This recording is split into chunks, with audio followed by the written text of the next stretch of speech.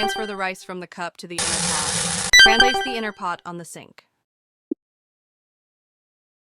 Press the button to turn on the water. Wait until the inner pot is filled with water. Press the button to rinse the rice in the inner pot.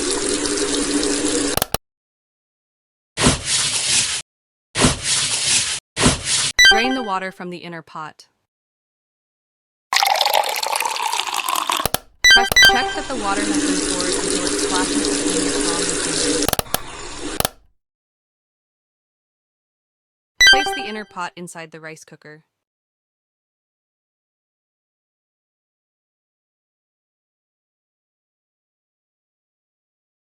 Close the rice cooker lid. Turn the lock switch to the lock.